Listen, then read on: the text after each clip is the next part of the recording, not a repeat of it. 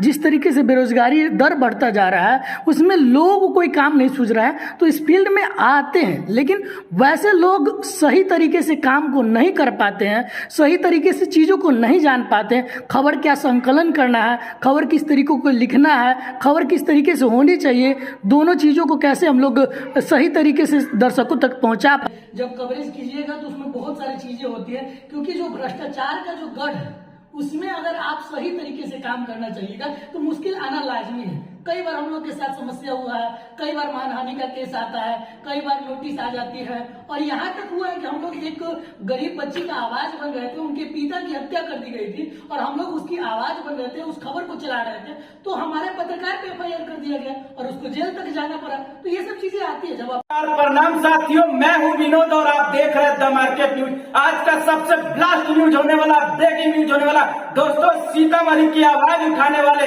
दबे कुचले व्यक्ति और गरीबों की आवाज उठाने वाले इन सर का नाम आपको सारे व्यक्ति के मुंह पर रटे हुए हैं और सीतामढ़ी के सारे व्यक्ति जानते हैं। सीतामढ़ी की आवाज के संस्थापक है। चलिए इनसे मिलते हैं और इनसे बात करते हैं। सर, आपको द मार्केट न्यूज पे स्वागत है।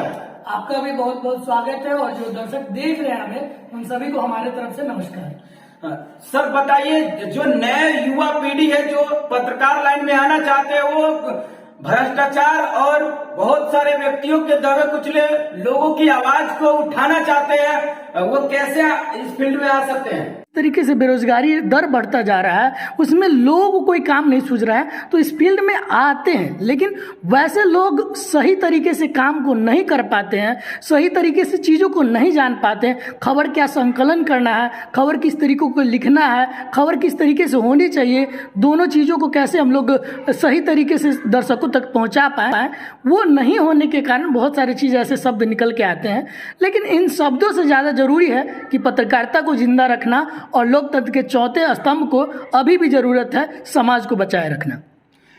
सर, आप खासकर ग्राउंड रिपोर्टिंग करते हैं, तो ग्राउंड रिपोर्टिंग में क्या क्या समस्या आता है? आपके संग भी समस्या आया होगा। देखिए, ग्राउंड कवरेज करना एक तरीके से पत्रकारों के लिए बहुत दिलचस्प होता है, क्योंकि ग्राउंड कवरेज करना बहुत बड़ी चीज़ें होती है और पत्रकार इसमें रुचि रखते हैं कि हमको ग्राउंड कवरेज करना है। लेकिन आजकल का जो दौर है इसमें परिस्थिति बदलने के कारण अब जो है दिक्कतें आनी।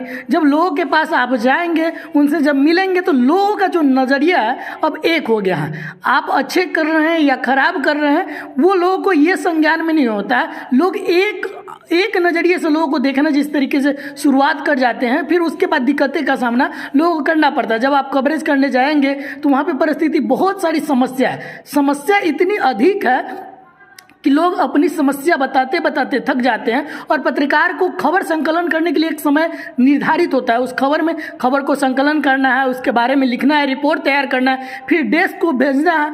तो इन सारे चीज़ों का जो समस्या आता है वो तमाम चीज़ों को झेलना पड़ता है। बहुत बार ऐसी चीज़ें निकल के आती है, आपको डराया जाएगा, धमकाया जाएगा। जब भ्रष्टाचारियों के खिलाफ आपकी कलम चलेगी तो उस समय बहुत सारी परेशानियों का सामना करना पड़ता है। कभी आप पे मानहानि का केस होगा, कभी सरकारी काम में बाधा डालने का केस होगा, ये सब होता रहता है। ये सब एक प्रक्रिया हो गया।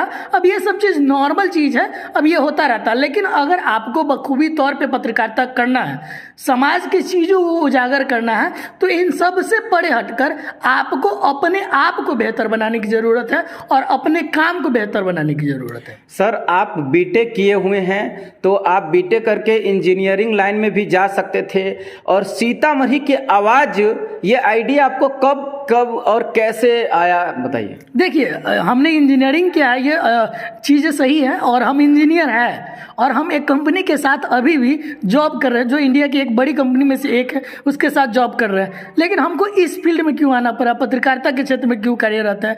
तो इसका सीधा सिंपल सा है कि जब हम लोग कॉलेज टाइम में थे उस समय हमें रुचि आई। दैनिक जागरण का एक कार्यक्रम होता है, दैनिक जागरण यूथ पार्लियामेंट, जहाँ पे संसद की पाठशाला पढ़ाई जाती है, हमारी संसद प्रणाली किस तरीके से काम करती है, बिल कैसे आती है, टेबल कैसे किया जाता है, अमेंडमेंट क्या होता है, ये सारी चीज़ जब सिखाया गया, उसके बाद हम लोग लैंग्वेज पे कमांड करने के लिए अखबारों को पढ़ना शुरू किए। तो कहीं ना कहीं वहाँ पे मौका मिला as a intern Dainik Jagran में काम करने का। और जब हमने काम शुरुआत किया तो एक बेहतर टीम के साथ काम किया, तो हमें कभी स्क्रिप्ट लिखने को मौका मिला, कभी हमें रिसर्च करने को मौका मिला किसी चीज़ों पे। तो वहाँ से एक पत्रकारिता का रुचि जगा और उस रुचि को बरकरार रखते हुए हॉबी के तौर पे हम अभी भी सीतामढ़ी में काम कर रहे हैं। और उस समय आइडिया आया क्यों ना एक लोकल चीज़ों को दिखाने के लिए, लोकल लोगों की आवाज़ बनने के लिए एक प्लेटफॉर्म तैयार किया जाए। तो उस समय हमने 2 साथी के साथ इस प्लेटफॉर्म को तैयार किया था और वो आज आप लोग के सामने है। सीतामढ़ी की आवाज़ प्रत्येक सीतामढ़ी के नागरिक जानते हैं, इनके बारे में भी जानते हैं। सर, आपका पूरा नाम जो RS कुमार है, बहुत सारे लोग हैं जो पूरा नाम नहीं जानते हैं। देखिए, कई बार अखबार में प्रकाशन भी हो चुका है हमारा पूरा नाम, हालांकि RS कुमार के नाम से ही ज़्यादातर लोग मुझे जानते हैं। मेरा पूरा नाम रामशंकर कुमार है और ये कई बार अखबार में आया है। जब हमारे चीज़ों को हमने कई खबरें हमारी चली हैं तो उसमें आया हुआ है, लेकिन लोगों को RS कुमार इसलिए कोई थोड़ा सा यूनिक लगा लोगों को कि हाँ इस तरीके का कोई नाम है, और लोग इसी नाम से जानना शुरू कर गए। तो हमें भी लगा कि कहीं ना कहीं लोगों को इसी नाम, जिस नाम से प्रचलन हो जाता है, एक्चुअली उस नाम से लगाव होता है और वही नाम लोगों को बताना पड़ता है।